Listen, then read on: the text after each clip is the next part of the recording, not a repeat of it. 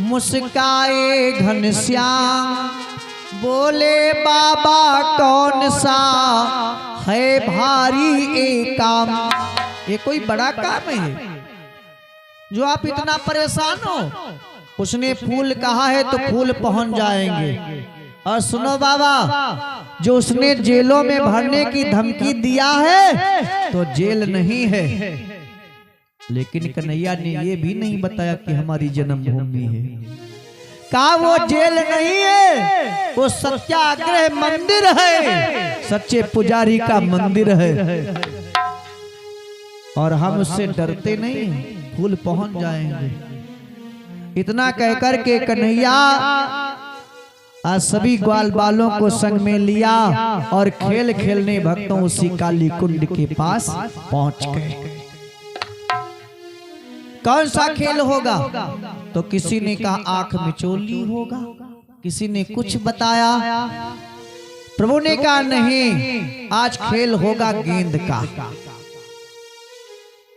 और गेंद हम चयन करूंगा। प्रभु गेंद ढूंढने लगे। ए भैया, सभी ग्वाले के पास गेंद लेते हैं और देखकर सूंघ करके वापस कर देते। लो, इससे नहीं खेल होगा। प्रभु गेंद ढूंढ रहे हैं। ए भैया, दामा के पास गेंद निकला तो उस गेंद को ले लिया।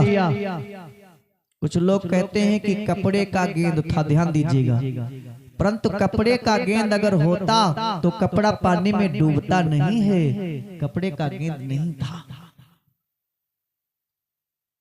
आज गेंद जो खरी का पेड़ होता उसके दूध से वो बना गाद का गेंद था जो विषनाशक होता है। आज उस गेंद को सरकार ने सूंघा और उसी से खेल प्रारंभ कर दिया। परंतु प्रभु तो लीला करने गए हैं। खेल खेल में गेंद भक्तों जानबूझ करके फेंक दिया काली कुंड में।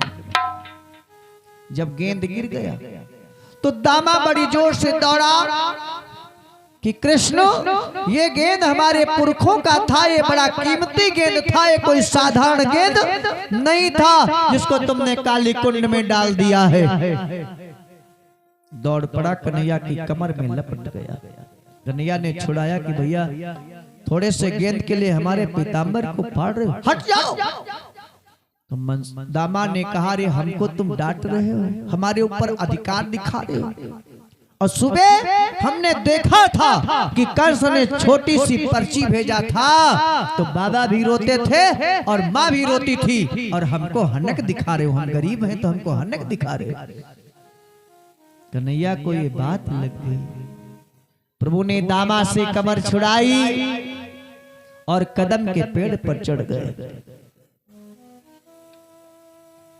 और दामा से कहा, ए दामा सुनो, क्यों ना पाताल लोक में हो तो तुम्हारी गेंद को हम लेकर आएंगे। अरे मथुरा नरेश कंस, तेरी कान बंद ना हो तो सुन ले, हम फूल को लेकर के अवश्य भेज दूंगा। इतना कह करके मेरी सरकार उस काली कुंड में कूद पड़े।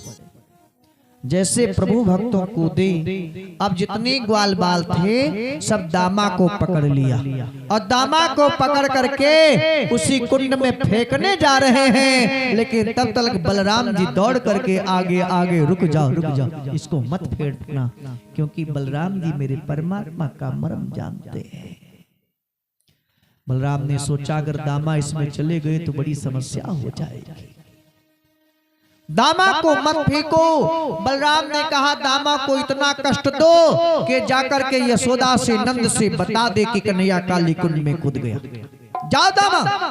दामा रोता चिल्लाता प्यारे भक्तों वृंदावन को आया, आवाज लगाया, मैया, बाबा, क्या है? कन्हैया काली कुंड में गिर गया। ऐसे शब्द प्यारे भक्तों जैसे मां यशोदा ने सुना, जहां बैठी थी वहीं से दौड़ पड़ी। नंद जी दौड़ पड़े, आवाज लगाते हैं, कन्हैया। चिल्लाई धाड़े मार मार, मेरे छैया कहाँ गए?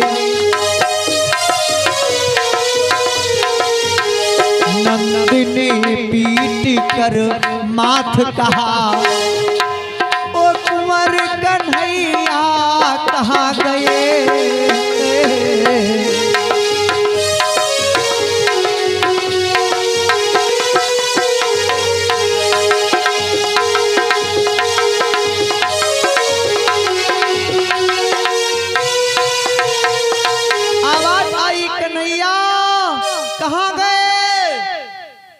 हे प्रभु, गौ चिल्लाती है, पक्षी चहकते हैं, वृंदावन का कणकण बोलता है, कन्हैया कहाँ हो, कहाँ हो कन्हैया। यशोदा भी उसी कुंड में भक्तों कूदने जा रही है। सबने दौड़ करके यशोदा को पकड़ा। माँ क्या कर रही हो, संभालो अपने आप को, संभालो। माँ ने कहा क्या संभालो, ये राज्य किस काम की जब राज के दुलारे न हो, आंख किस काम की है जब आंख में तारे न हो, ये प्राण मेरे बेकार हैं जब प्राण के आधार न हो, मेरे श्याम न हो। यशोदा ने भैया भगवान शिव के मंदिर में पहुंचे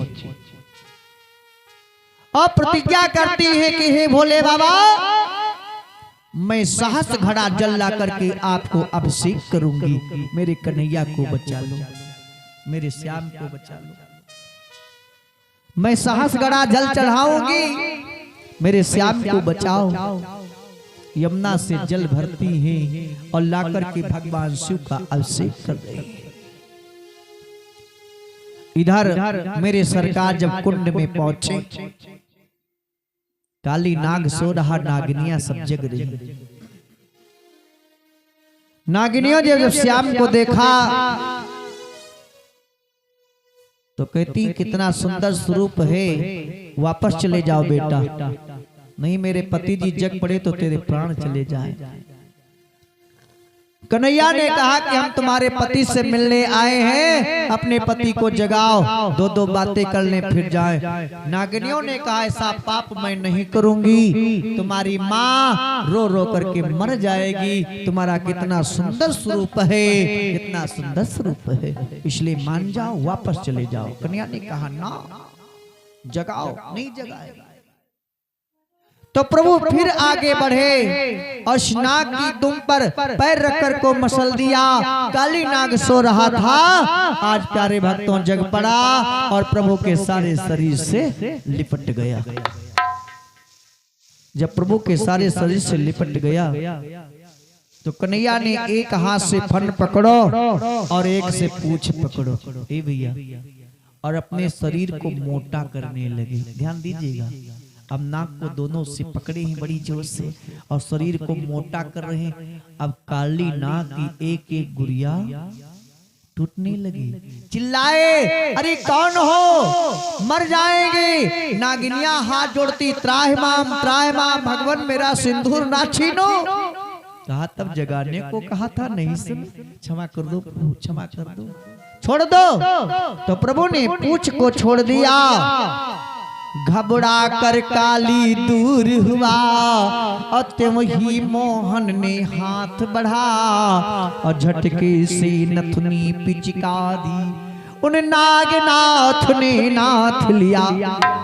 नागिनियों से कहा कि हमको गेंद, एक गेंद हमारा आया यहाँ, वो ढूंढ करके गेंद ले आई, फूल ले आई। भगवान मेरे पति के प्राण छोड़ दो। तो प्रभु ने कहा, ए काली, अब हमको ऊपर तक ले चलो। काली ने कहा, आप त्रिलोकी नाथ हो, आपके भार को हम कहां संभाल पाएंगे। प्रभु ने कहा, बहुत हल्के बन जाएंगे, ले चलो।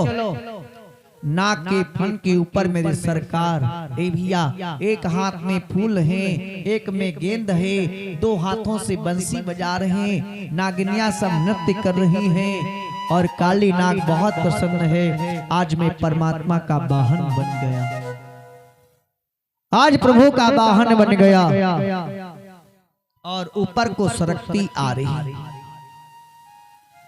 मां यशोदा ने देखा, अरे दौड़ो, देखो कैसे श्याम को दावे है नाग, दौड़ो।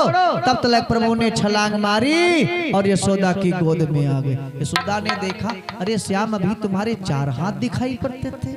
नहीं नहीं भैया, 2 ही थे। पोंछ करके गोद में बिठाया और कहा बताओ तुम कुंड में कैसे गए, बोलो। कन्हैया ने कहा कि मैया हम यहाँ खेलने आए तो जितने ग्वाले हैं हमको कोई पार्टी में ना रखो। कहा जब दूर गेंद चला जाए तो उठाए के लाओ। मनसुखा कहने लगा ये कन्हैया झूठ का है बोलत। तो यशोदा ने डांट दिया, ए मनसुखा चुप रहो, एक एक की बात सुनूंगी। फिर कन्हैया कहा मैया हम दूर से गेंद फेंक रहे थे और दूर से हम जान नहीं पाए तो गेंद कुंड में चला गया। अच्छा फिर क्या हुआ? फिर कहा ये ग्वाल बाल हमको मारने दौड़े, जब मारने दौड़े तो हम पेड़ पर चढ़ गए। मैया जब ऊंचे चढ़ गए तो नीचे से ये ना जान पायो कि किसने पेड़ हलाई दियो तो वही मां गिरी। अच्छा फिर क्या हुआ?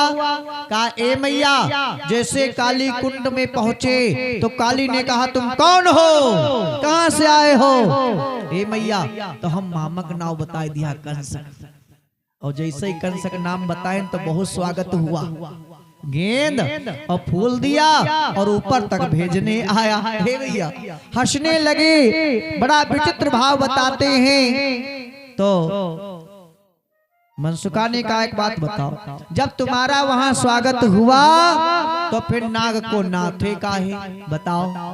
अब प्रभु मुस्कुराने लगे, कुछ बोलते नहीं, ये सब तुम्हारी माया है। आज मेरे सरकार काली को नाथ करके और कहा तुम यहाँ नहीं, तुम रमणक द्वीप चले जाओ, यहाँ विष फैलाते हो। काली ने कहा वहां गरुण है, हमको खा लेंगे। नहीं नहीं तुम्हारे फन पर हमारा चरण बन चुका है, गरुण नहीं खाएंगे, तुम जाओ यहाँ से।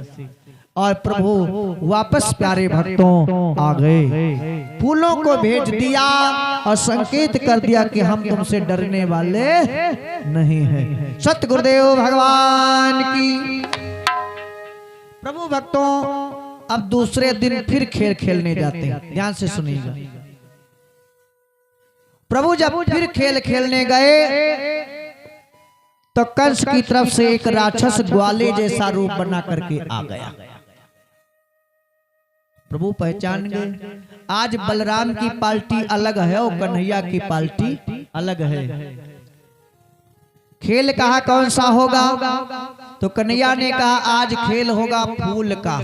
अलग अलग पार्टी बैठी, कैसे? जोड़ा लगाना, हम कहेंगे चंपा तो तुमको क्या कहना? चमेली, गेंदा, गुल मेहंदी, ऐसे खेल हो रहा, पार्टी अलग है। अब कन्हैया किधर है? राक्षस की ओर, और जितने ग्वाल बाल हैं वो बलराम को लिए अलग पार्टी। और कहते सुनो, जो आज खेल में हारेगा वो बनेगा घोड़ा, उसके ऊपर बैठकर खूब आनंद करेंगे, घूमेंगे। मेरे सरकार आज खेल में प्यारे भक्तों हार गए। कभी कहता कि हुई विजय बलराम की और गए सामरे हार, अब हारे घोड़ा बने और जीते बनी सवार। जब राक्षस घोड़ा बना तो राक्षस के ऊपर बलराम जी अकेले बैठते, कहता और सब दूर रहो। अब कन्हैया घोड़ा बने तो दो चार ग्वाल बाल लगते हैं, कन्हैया आज मौका मिला, अब टहलाओ। और राक्षस ने सोचा कि चलो श्याम नहीं मिले, उनके भाई तो मिले, आज इन्हीं को खत्म कर देंगे। राक्षस सोचता, तो धीरे धीरे वो घूमा और फिर मथुरा की ओर सीधा हो गया। बड़ी दूर से पीठ पर बलराम जी बैठे, अरे भैया इतनी जोर से भागोगे? बलराम का एक नाम है हलधर। क्या किया? हल से फंसा लियो और मूसर से, जैसे पहले, अब तो ये नहीं होता, जैसे पहले माताएं बहनें घर में धान कूटती थी, ऐसे बलराम जी ने लिया मूसर और दे हनाहन कूट करके जीवन खत्म कर दिया। वापस आए मेरी सरकार, ए भक्तों फिर गैयों को लेकर के चराने जाते हैं। मेरे सरकार ने गैयों की कैसे सेवा किया है, बड़ा आनंद है। प्रभु गैयों को चराने जा रहे हैं और ए भैया गैया सब प्रेम से चर रही हैं,